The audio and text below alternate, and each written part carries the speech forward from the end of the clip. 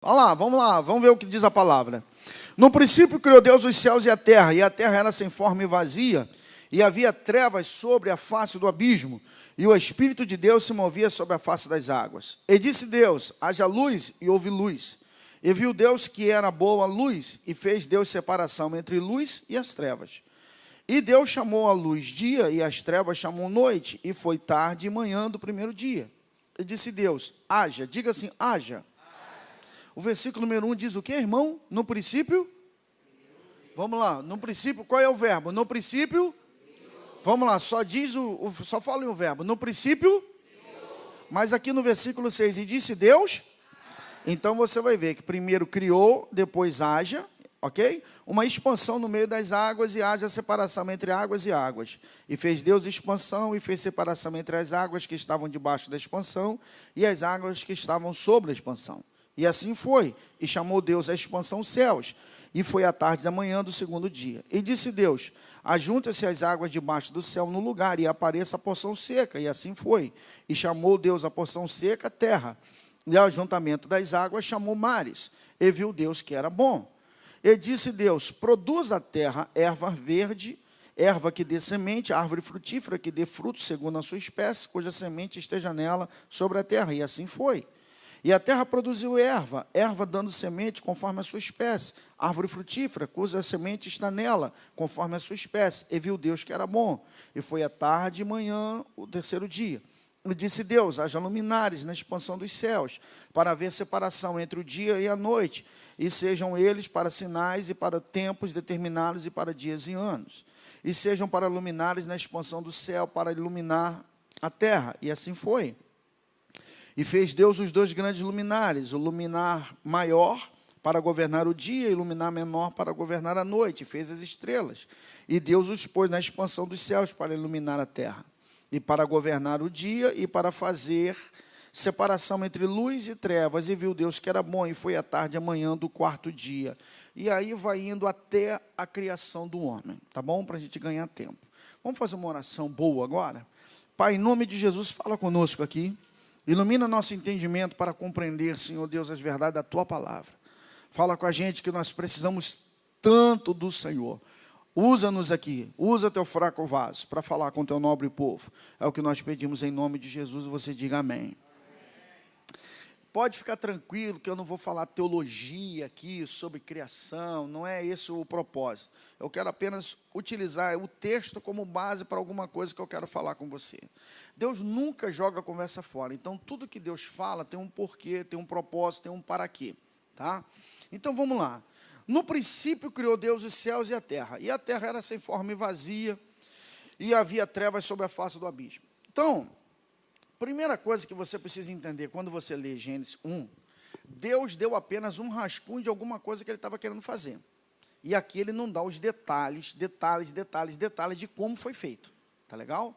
Ah, pastor, cadê o dinossauro aqui? Então isso aí fica para você, doutor Adalto Loureiro e tal, faz isso aí você com ele lá. Deixa eu te falar aqui. Existem duas vertentes que você pode utilizar para analisar o texto. Número 1. No princípio criou Deus os céus e a terra. Isso aqui é a introdução. Eu fiquei em casa hoje, eu levei Linda para ir no banheiro, e fiquei sentado pensando na maneira mais simples, a mais simples de explicar esse texto para vocês. Eu tive um insight. Quantos aqui lembram do filme Guerra nas Estrelas? Quem lembra? Star Wars, gente, Guerra nas Estrelas, lembra? Como é que começava a Guerra nas Estrelas? Aquelas letras subindo, lembra das letras subindo? Que explicava toda a situação da guerra intergaláctica, ok? Do império do mal e tal, enquanto como é que é o nome do negócio? Os Jedis e pá. E aí depois daquelas letras todas começava a contar a história. O livro de Gênesis é mais ou menos isso. É alguém que, por exemplo, os rapazes aqui vão lembrar. Quem lembra de Conan, o Conan Bárbaro com Arnold Schwarzenegger? Levanta a mão aí. Se você não lembrar, você é mentira.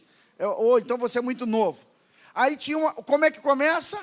Ok? Porque havia um homem ok? E um cimério, e terra das terras de Ascalon, um homem muito forte e tal, que era... Quem conta a sua história? Sou eu, o seu cronista, que conta a história. E esses dias foram dias de grandes aventuras. E aí começa o filme do Conan. Isso aqui é a abertura. Deus disse assim, no princípio criou Deus os céus e a terra. E agora Deus vai discorrer como é que ele fez, ok? Isso aqui é uma maneira da literatura judaica dizer, essa é a primeira vertente. Qual é a segunda vertente que nós vamos trabalhar com ela? A segunda vertente, no princípio criou Deus os céus e a terra. Qual é a sequência? E a terra era sem forma e vazia. E havia trevas sobre a face do abismo. Então, é a linha que a gente adota. Qual é a linha que a gente adota? Deus não criou a terra para ser um caos, conforme diz Isaías. Então, quer dizer que entre o versículo 1 e o versículo 2, aconteceu algum cataclisma, ok? Que destruiu a criação. Então, do versículo 2 para frente, não seria criação, mas uma recriação, ok? Tem duas maneiras de você entender, estudar o texto, eu vou optar pela segunda forma, ok? Então, vamos lá. Então, se primeiro Deus criou a terra, e é nesse vácuo aqui que muitas pessoas vão colocar os dinossauros estão nesse vácuo. No princípio criou Deus os céus e a terra, colocou os dinossauros lá. Porque não pode haver um crente maluco sobre a terra para poder negar a existência de dinossauros.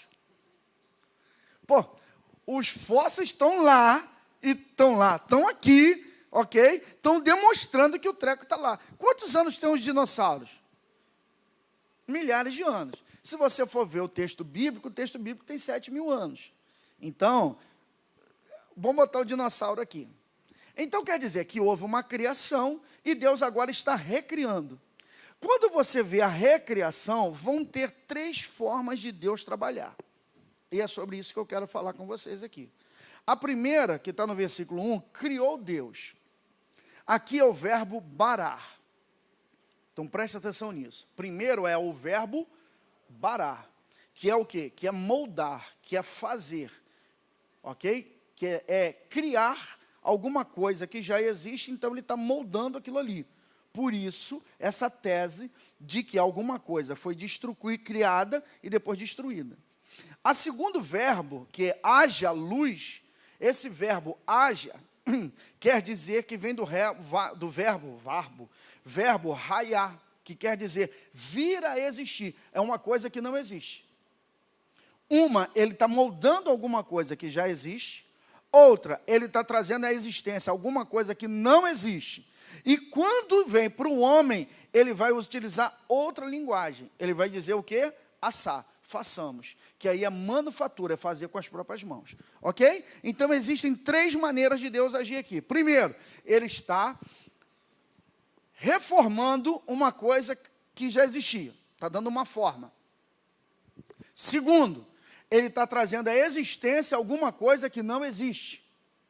E terceiro, ele vai fazer com as suas próprias mãos.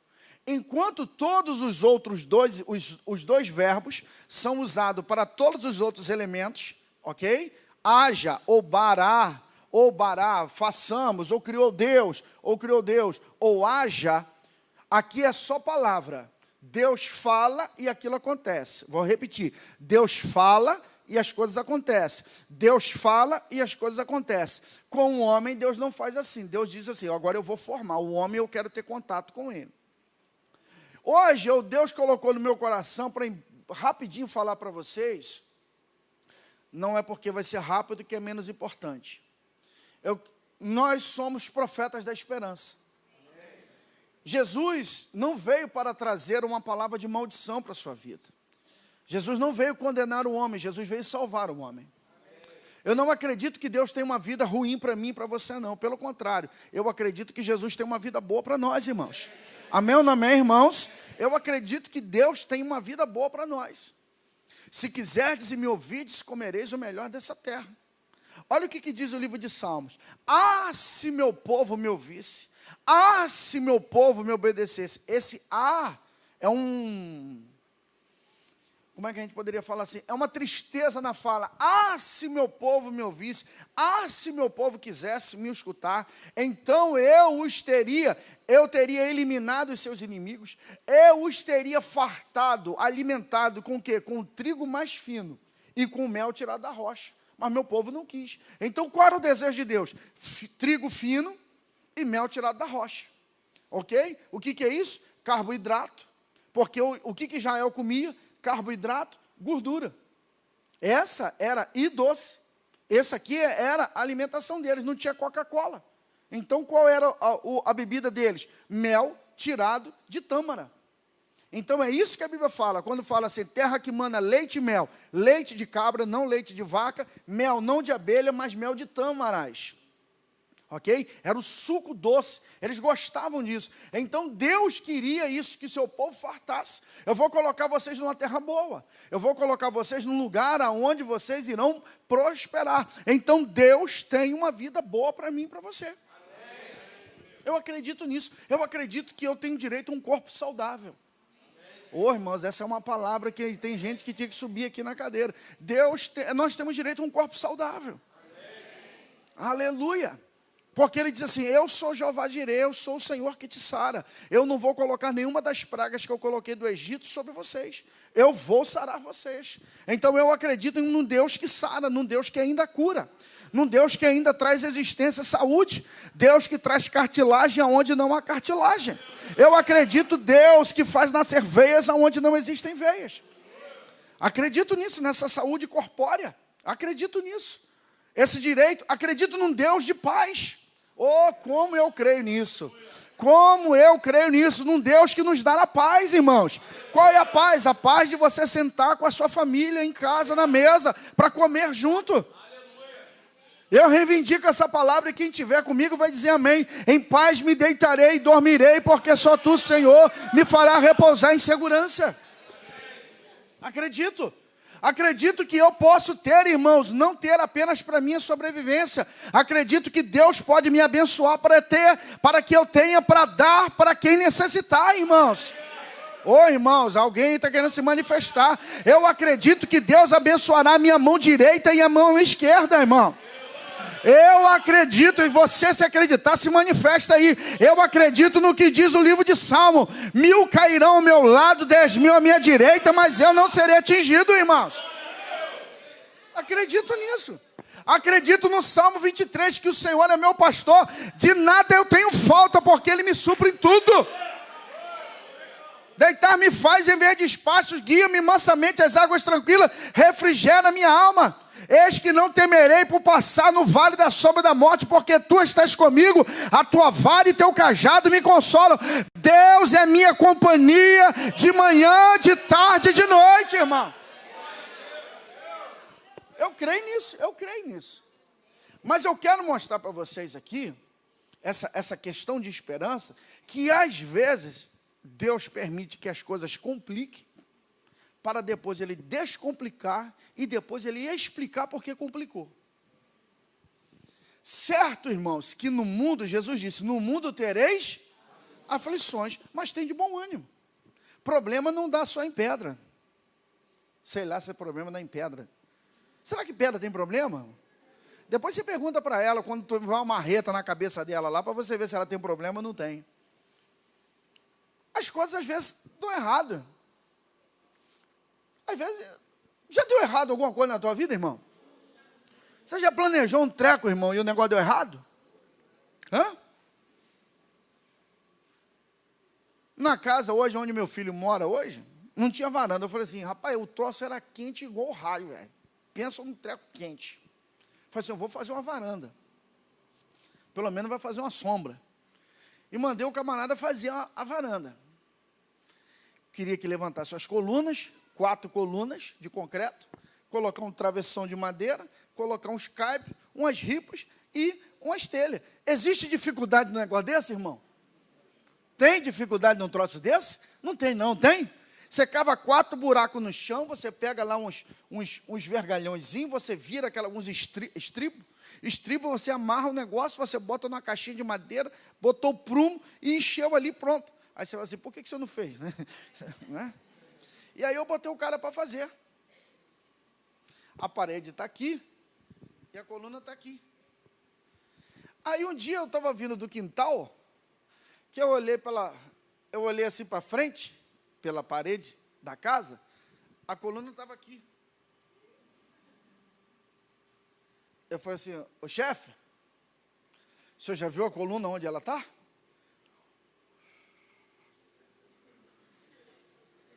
Também torto, né, pastor? Ele estava igual a boca do cara. Deu errado. Falei, chefe, tem que quebrar o treco todo e fazer de novo. Às vezes o troço deu errado. Você já bateu uma laje que a laje vazou? Quem já bateu uma laje que a laje vazou? Aí, ó, deu errado. Quem aqui já bateu de carro alguma vez na vida? Oxi. Hã? Quer ver só uma coisa? Alguém já pisou, irmão? Você programou em pisar no freio, você pisou no acelerador? Alguém já fez isso? Não levanta a mão. Não levanta. Não levanta a mão. A pessoa olhou assim, o cara falou assim, para aí, rapaz, pisa no freio. A pessoa ficou nervosa, não sabia se era o pé esquerdo ou direito, ela foi e chapou o pé no acelerador. Esse dia teve alguém que fez isso aí, ó. O negócio deu errado. Quebrou o troço, bateu o carro, puf, acabou o carro. Papai tinha acabado de reformar uma Brasília amarela que a gente tinha. Brasília, minha Brasília amarela, né? Essa era bege. Papai tinha um negócio com Brasília, tinha uma Brasília, já teve Brasília amarela, vermelha e uma bege. Já teve, Brasília, a gente deitava em cima do motor da Brasília. Mas o tempo de pobreza, vamos largar isso para lá. E aí papai reformou a Brasília, velho. Tava 0 bala a Brasília. Eu fui para o armazém de mamãe, levando o bujão de gás que tinha acabado o bujão. E na esquina ali do Campo Lindo, tinha umas pessoas no ponto do ônibus. Eu tinha uns 15 anos, mais ou menos, 15 anos, mais ou menos. Aí tinha umas pessoas que falaram assim, eu vou tirar uma onda, vou dar uma rabiada. Tipo um drift. Não é? E aí, deu uma acelerada. E aí entrei naquilo ali, não raspou nada, só gritou. Só que o bujão de gás estava solto no banco de trás, o bujão de gás, pau! E bateu dentro daquilo. Eu falei, meu Deus do céu, o bujão, para um lado, para o outro. E eu fui pegar o bujão. Eu olhei para trás e o bujão ficou lá no canto. Eu tentei pegar o bujão, para o pessoal, o papai não ver. Eu falei, cara, eu amassei o troço por dentro lá. E aí, quando eu fui pegar o bujão, eu estiquei assim, ó. Eu estiquei assim. Quando eu estiquei assim, eu estiquei em cima do acelerador. E a Brasília acelerou, meu irmão. E eu esqueci de olhar para frente, que eu só queria olhar o bujão. Eu fui na coluna da varanda do negócio, meu irmão, e mandei. Eu acabei com a frente do carro, que o papai tinha acabado de reformar. Pá! Arrebentou o treco todo. Papai reformou a Brasília. Papai era bom, reformou a Brasília. Graças a Deus, papai reformou a Brasília e ele ainda continuava dando carro para a gente dirigir. Vindo eu, de Venda das Pedras. Vindo eu, não, do posto de Seu Manel. Abasteci, mamãe, bota a gasolina. Porque no outro dia ia aumentar a gasolina. Quando eu fui entrar na frente da delegacia, eu tive um insight de abrir para fazer a curva, de vez de entrar e esperar o cara descer. Quando eu abri, vi um cara descendo e o cara só olhou para a esquerda, porque não vem trânsito da direita, na verdade. Ele só olhou para lá e eu passei na frente dele, o carro não tinha buzina, a buzina na minha boca, ei! E o carro veio e bum! Estoporou a Brasília de novo. Eu bati com a testa no teto da Brasília aqui, ó. Essa cicatriz é da... Rasguei a testa. Aonde eu bati? Na frente da delegacia, com 16 anos, sem carteira, sem documento do carro, com a testa rasgada, e o pessoal era rico. A irmã do cara olhou para mim e falou assim, vamos embora, fulano, que isso é pobre, não tem dinheiro para pagar. A Brasília quebrou, velho. Sabe o que o papai fez? Reformou Brasília. Ele falou assim, vou vender. Você está falando assim, pastor, por que essa história? Porque eu estou me coadunando com a sua história. Porque muitas das vezes a sua vida também já quebrou. Muitas das vezes alguma coisa que você planejou, que você queria que tivesse dado certo, deu errado. Casamento. Talvez seus filhos não sejam aqueles filhos que você deseja, que você sonhou que eles fossem. Aquelas crianças doces, obedientes, estudiosas, talvez não são. Talvez você gostaria que eles estivessem aqui agora na igreja adorando com você, e talvez eles não estão. Talvez você gostaria que seu esposo estivesse aqui agora e você não sabe nem aonde ele está. Talvez você fez um investimento para a faculdade e você não conseguiu pagar, e essa faculdade arrebentou, cara. Você parou no meio do caminho e você teve que fazer essa coisa tão dolorosa para alguns, que é fazer o quê? Tranquei a faculdade. Para algumas pessoas, quantos anos está essa tranca dessa faculdade? Ok? Talvez algumas pessoas aceitaram Jesus e não conseguiram permanecer. Não é porque são ruins, não é porque quiserem ir para o baile funk, não é porque quiserem ir para a orgia, ou para a bagunça, ou para as drogas, é porque simplesmente elas não conseguiram permanecer. Mas uma coisa que eu vejo nesse texto aqui, é que Deus tem 3 maneiras de fazer. É sobre isso que eu quero falar com você rapidinho. A primeira, Deus criou para consertar alguma coisa que já tinha existido. A primeira coisa, Deus falou assim, eu criei e afundou nas águas. E Ele falou assim, haja porção seca. E você vai ver que não surgiu terra, ela saiu de dentro das águas. Por que ela saiu de dentro das águas? Porque ela estava dentro das águas. Águas, muitas das vezes na Bíblia, quando você vê águas na Bíblia, vai falar de problemas, vai falar de dificuldades. A terra estava submersa em águas. E algumas coisas estavam escondidas lá embaixo, estavam perdidas lá embaixo. Estava perdido para mim, estava perdido para os anjos, estava perdido para os arcanjos, mas não estava perdido para Deus. Você sabe qual é o interessante desse texto? É que diz assim, porque no princípio criou Deus os céus e a terra era sem forma e vazia. Sem forma e vazia. Parece ter alguns times de futebol aí, sem forma e vazio. Tem nada. Não vou falar o nome, não vou falar Vasco, nada disso. Vou falar nada disso. Vou falar nada disso aí. Senão eu quebro a minha mensagem. Ok? Então, estava tudo submerso. Estava tudo submerso. Mas o que pairava sobre a face das águas? O que pairava sobre a face das águas? O Espírito do Senhor. Não tinha forma, não tinha beleza, não tinha nada, mas o Espírito não tinha desistido da terra. Ele estava esperando o tempo de Deus, de entrar no caos, de trazer as coisas à existência. Talvez eu vim pregar para você aqui hoje, que o Espírito não desistiu de você, não desistiu da sua casa, não desistiu do projeto de vida, não desistiu do seu projeto de saúde. Ele está esperando uma palavra hoje, para poder entrar no seu caos, de trazer a existência, de recriar. Ele vai recriar o seu caminho. Ele vai recriar. Ele vai recriar. Eu vou repetir, Ele vai recriar. Ô pastor, será que Ele pode fazer isso? Ele pode fazer. Deus é um Deus que pode fazer. Ô glória, Deus é um Deus que pode fazer.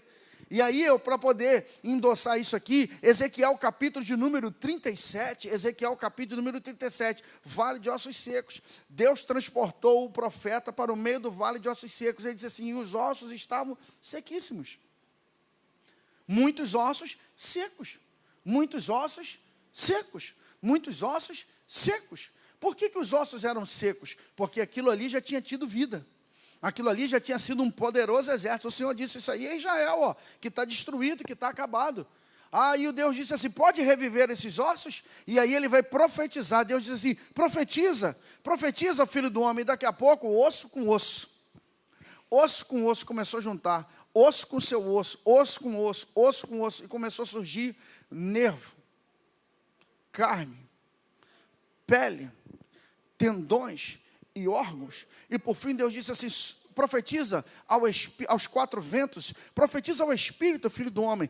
E aí o Espírito vem e sopra, e aí o exército se levanta novamente, aleluia. O que eu quero dizer aqui? Isso aqui é um barar, isso é um negócio que está quebrado, sem vida, e Deus está dizendo assim, eu posso colocar no lugar, eu posso colocar no lugar, amém? Eu posso colocar no lugar, eu posso trazer a esperança de novo ao seu coração, eu posso reabrir essa firma, eu posso reaver esse projeto, eu posso reaver esse dinheiro, eu posso reaver a sua saúde, eu posso reaver a sua vida espiritual, eu posso reaver a sua vida ministerial, eu posso reaver seu casamento, eu posso reaver seu filho, eu posso trazer de volta uma coisa que não tem mais jeito.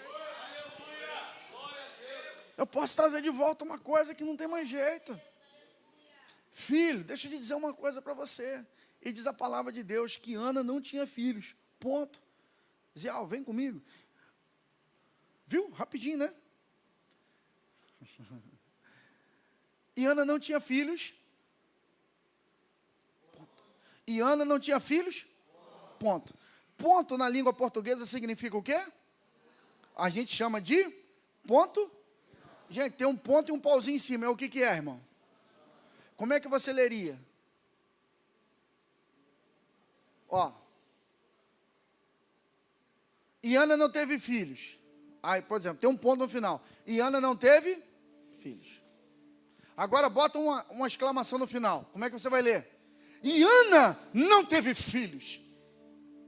Se eu colocar um ponto de interrogação, como nós leríamos? Ana não teve filhos? Mas Deus, Ele pode colocar uma vírgula debaixo de um ponto.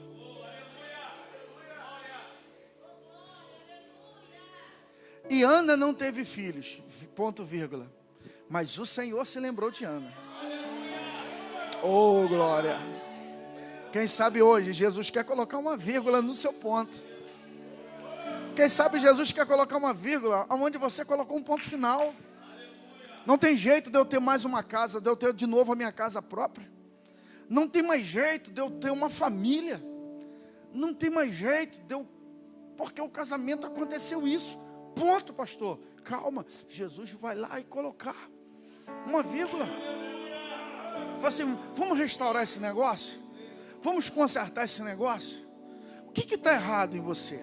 E Ele vai futucar em você. Ah, eu decepcionei alguém. Eu vacilei com alguém. E talvez eu não sou mais digno de estar no altar. Eu deixei minha vida ministerial. Mas Jesus, Ele pode dizer para você, tu me amas? Tu me amas? Ou seja, Ele pode trazer de volta. Ele pode trazer de volta. Mas também, eu vim aqui pregar para você, que o negócio nunca aconteceu. E você fala assim, pastor, eu nunca tive essa experiência. Eu nunca tive essa experiência. Antes de eu ir para frente, diz que lá em Êxodo, capítulo de número, não precisa abrir, lá em Êxodo, capítulo de número 12, versículo 37, diz que saíram 600 mil homens. 600 mil homens, de 20 anos para cima de Israel. Por causa do erro de Israel, Deus falou assim, dos de 20 anos para cima, ninguém entrará na terra, a não ser Josué e Caleb. Então, isso está me ensinando o seguinte, que 600 mil homens de 20 anos, mais de 600 mil pessoas de 20 anos para cima morreram. Mas quando você vê Números capítulo 26, versículo 51, quando Deus manda que Moisés faça o censo para saber quantos guerreiros eles têm, Números capítulo 26, versículo 51 está dizendo, tinha 601.730 homens acima de 20 anos. Tinha morrido, quebrado e acabado, deformado.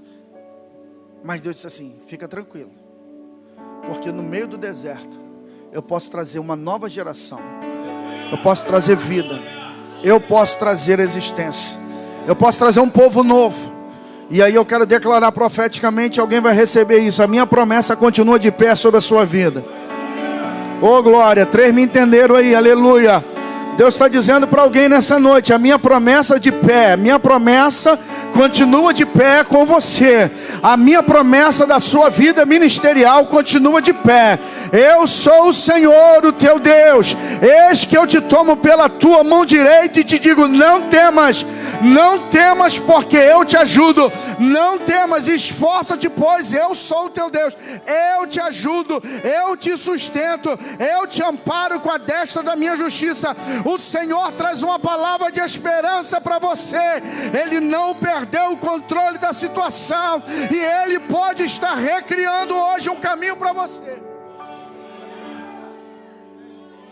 Porém também, Ele pode fazer uma coisa: Ele pode trazer um raiar, que é vir a existir, uma coisa que não existe, cara, não tem. E aí, lá o livro de Romanos vai dizer assim: porque Deus chama a existência coisas que não são como se já fosse. E Paulo vai dizer assim: as coisas que foram criadas não foram criadas daquilo que aparenta ser, foram criadas através da palavra. Não existe, mas ele falou assim: eu vou criar.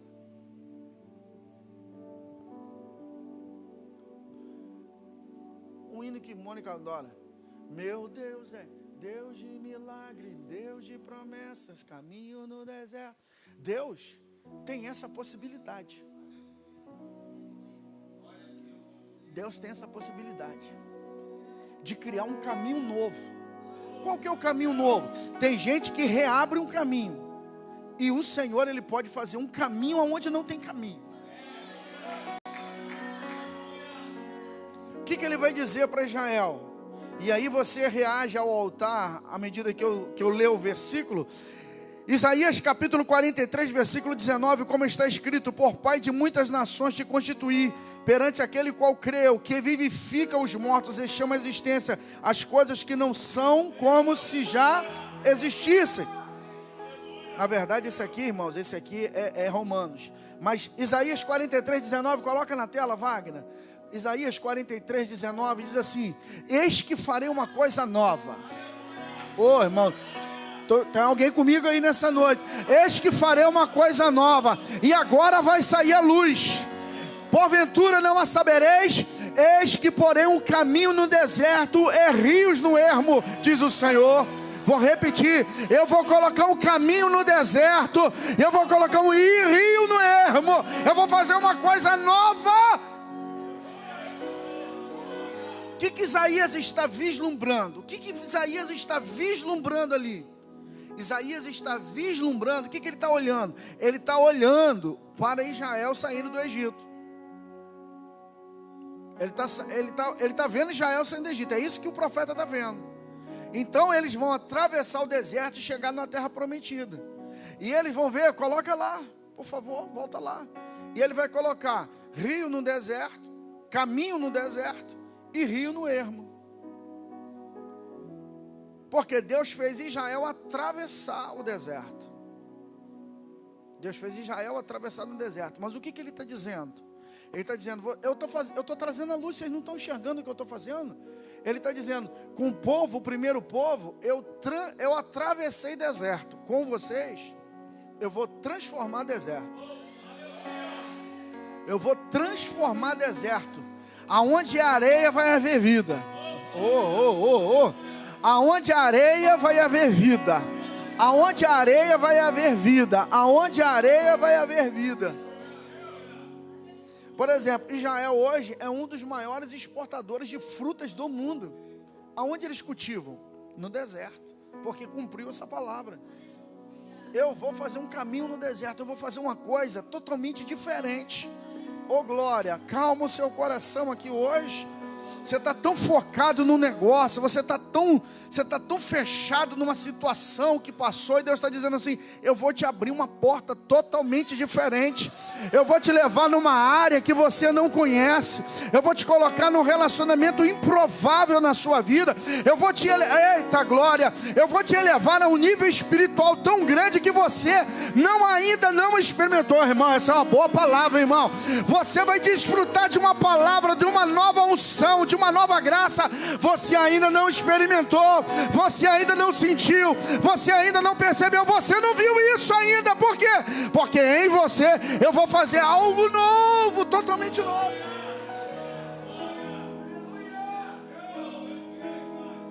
Aleluia. Porque Deus é um Deus de coisa nova, gente. Não fecha Deus na caixinha não, gente. Não coloca teu Deus na caixinha não. Por exemplo, existem 2 cegos que a Bíblia fala. Existe o cego Bartimeu, que o pastor Amadeu pregou esses dias aqui. E existe o cego de nascença de João 9. João 9.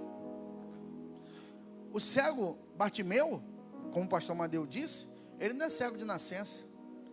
Ele foi feito cego porque seu pai Timeu rebelou-se contra Roma. Então, para poder usá-lo como exemplo, furaram os olhos do garoto. Então, na verdade, o garoto não nasceu cego, ele ficou cego. E aí Jesus foi lá consertar o olho de Bartimeu. Mas o cego de nascença nunca tinha visto, provavelmente não tinha nem globo ocular. E aí ele trouxe existência. Os 2 eram cegos, mas um ele reformou e o outro ele trouxe existência. Eu vim pregar uma palavra de esperança para você hoje. Eu não sei se Jesus vai reformar o que está quebrado ou ele vai fazer um negócio novo. Uma coisa é certa, ele vai te abençoar. Ele tem uma vida nova para você. Ô irmão, fala sério aí, irmão. Ele tem uma vida nova para você. Ele tem uma bênção nova para você. Ele tem um smile, ele tem um sorriso para colocar no seu rosto. Ele tem algo para colocar no seu rosto. É um negócio tão novo. Oh glória, oh aleluia. E eu quero declarar no mundo do Espírito. E alguém vai levantar a mão, alguém vai dar glória, você vai concordar. Deus vai fazer algo tão extraordinário na sua vida, que você vai dizer assim: nem nos meus melhores sonhos eu poderia imaginar que tal coisa aconteceria. Nem nos meus melhores devaneios eu poderia imaginar que Deus iria se lembrar de mim desta maneira.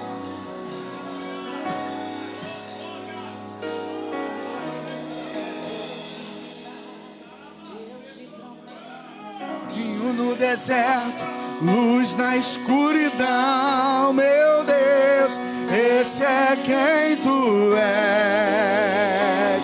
Meu Deus é Deus de milagres, Deus de promessas. Vamos, Jean, toca isso aí, Jean. Luz na escuridão, meu Deus, esse é quem tu és.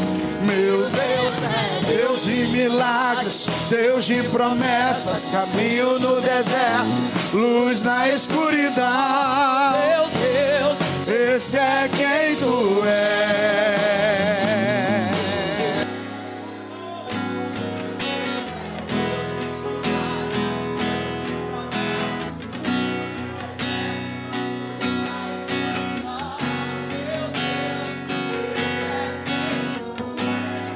O instrumento.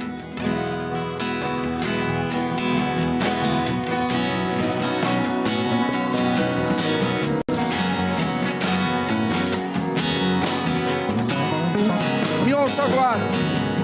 Me ouça.